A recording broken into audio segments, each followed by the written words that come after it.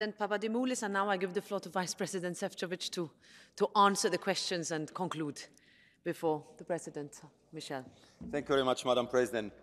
Mr. President of the European Council, honourable members, I think that this debate has very clearly proven that the race for the global leadership in net zero clean tech industry is very much on. And I agree with Mr. Lamberts that the European economy is and will always be based on high value added. Therefore, we have developed the concept of competitive sustainability. And I really would like to thank this House for the support of the battery regulation, where we placed this concept for the first time in a full practice. Each battery placed on the EU market will have QR code telling us exactly what is the carbon footprint, where the critical raw materials came from, have they been ethically sourced, and of course, what is the warranty for the recycling. And I think that thanks to this approach, we have over the last 5 years got more than 180 billion euros of investment into this sector, with 160 industrial projects and more than 30 gigafactories, which are being built in Europe despite of all global competition. And of course, I totally agree with all of you that these investments must continue. So I would like to also reassure Madam Charanzová that we are in a close contact with the industry. And the proposals you heard this morning from the President of the European Commission on the fast permitting, on granting better access to public and private finance, to have forward-looking Critical Raw Materials Act, as Mr. Gale was suggesting, to make sure that we will use the new approach to the state aid and work with the green procurement, as Madam Cavazzini was referring to, and develop the concept how to use the tax breaks and simplify our procedures are exactly the responses the industry was expecting from us. So what I want to say is that this is what was proposed by our industrial leaders, and this is what we are going to deliver. And I believe that this is a powerful signal that we want European industry not only to stay in Europe, but to expand and prosper here as well. Madam Irache Garcia, Mr. Moreno Sanchez, and Mr. Schindervan have been making very important remarks together with several honourable members on how the high energy prices are affecting our households and our industry. Yesterday, a reform which was presented by my colleague Kadri Simpson on the EU electricity market should not only accelerate the deployment of renewables, but also to protect our households and our industry from unreliable suppliers, from the hikes in electricity pricing, and to help us to overcome the dependencies which have been proven to be so dangerous for our security of supply.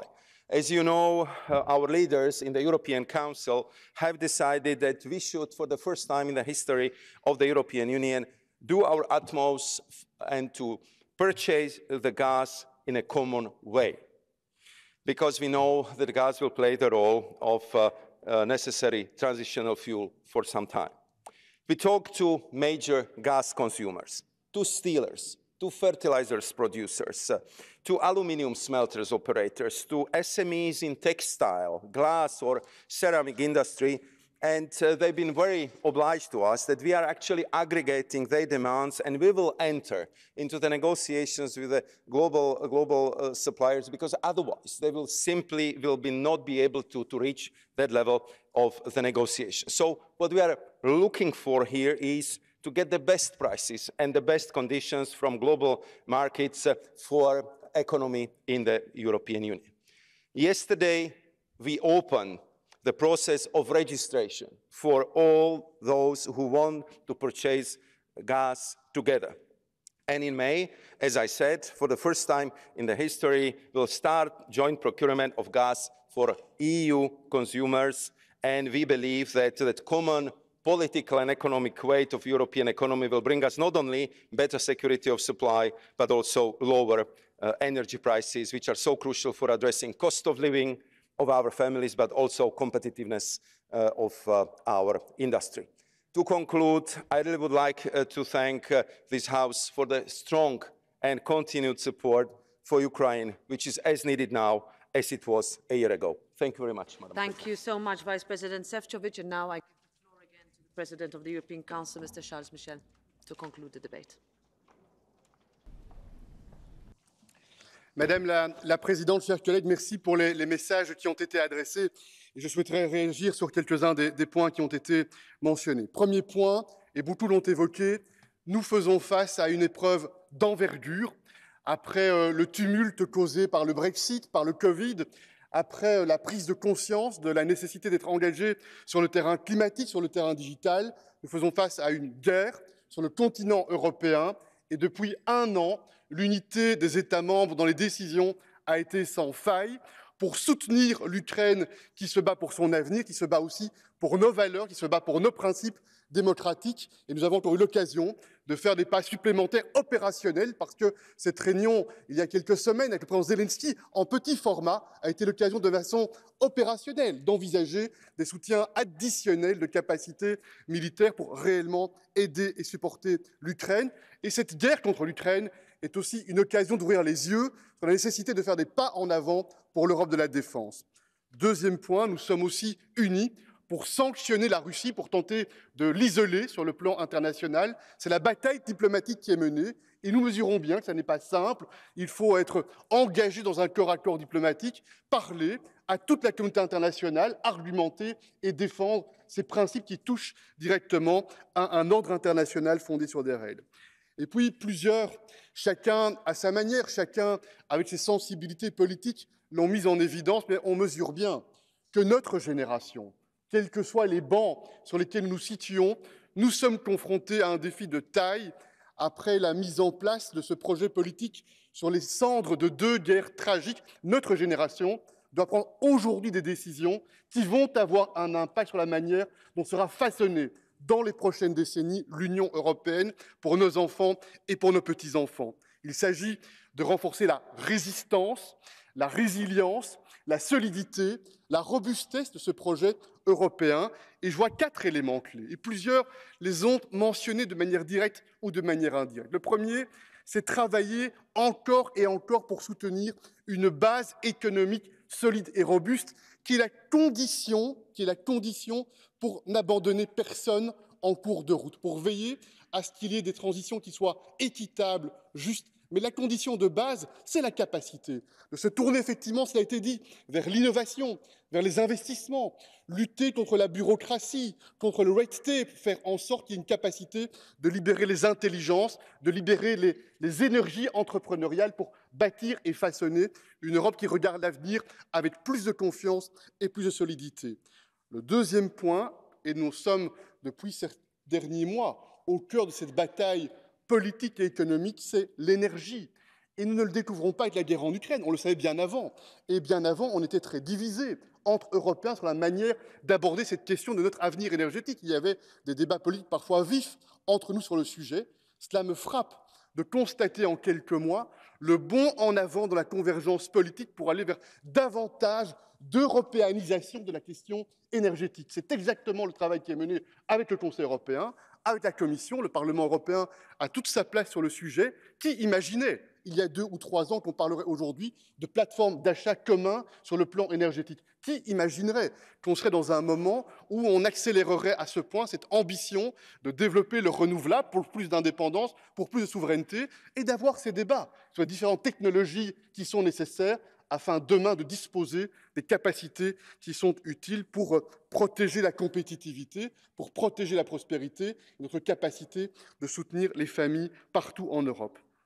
Premier point, base économique. Deuxième point, question énergétique. Et troisième point, la sécurité et la défense. Et là aussi, je le dis encore, mais ce projet qui est maintenant en train de devenir opérationnel et réel, mobiliser l'industrie européenne afin de mettre en place des achats conjoints de munitions. C'est un pas extrêmement important. Nous allons y travailler beaucoup avec le haut représentant Borrell, avec les États membres. Le point sera à nouveau sur la table du Conseil européen la semaine prochaine. On a besoin, effectivement, de prendre davantage en main notre sécurité, notre stabilité. Et puis le quatrième point, last but not least, il est au cœur de notre ADN. Il est au cœur de qui nous sommes comme Européens, parce que notre réalité a été forgée dans une histoire qui a été tragique, qui a été brutale au siècle passé. C'est la dignité de chaque être humain. Ce sont les libertés fondamentales. C'est cette idée que nous avons une responsabilité particulière pour porter partout dans le monde cette conviction qui touche à la dignité sincère. Et donc je suis très fier, moi, comme représentant européen, avec l'ensemble des États membres, que l'Union européenne soit de loin le premier sponsor du multilatéralisme, soit le premier sponsor des efforts dans le cadre des Nations Unies, par exemple, pour faire reculer les discriminations, les injustices, les appauvrissements. Et je suis très fier que cette question de l'égalité entre les femmes et les hommes soit au cœur de notre projet. Il y aura dans quelques instants une cérémonie extrêmement importante. Le Conseil est résolument du côté des femmes en Iran et en Afghanistan qui se lèvent courageusement pour leur dignité. Enfin, il y a un point qui est essentiel, c'est la question de la place de l'Europe dans le monde. Cela a été dit très justement par quelques-uns d'entre vous. Et il y a une question qui se pose à nous pour les prochaines décennies. Voulons-nous nous contenter d'une Union européenne terrain de jeu des décisions des autres, ou voulons-nous bâtir une Europe puissante dans le cadre de laquelle nous sommes maîtres de notre destin et de notre avenir? C'est ça la question qui est posée dans le débat géopolitique auquel nous sommes confrontés aujourd'hui. Vous avez compris le choix que je fais, je pense, notre responsabilité, au travers du renforcement de la base économique, du travail pour notre sécurité, c'est de faire en sorte que l'on ne délègue pas à d'autres les conditions de notre avenir, mais plutôt que l'on décide en Européens, dans le débat démocratique entre nous, comment on crée la légitimité pour prendre aujourd'hui les décisions qui vont façonner le projet dans lequel nos enfants et nos petits-enfants vivront demain, un projet de paix, de prospérité, de stabilité, basé sur ces valeurs fondamentales auxquelles nous sommes tellement attachés. Merci à vous. Merci beaucoup, Monsieur le Président. Merci, Charles. This debate is now closed and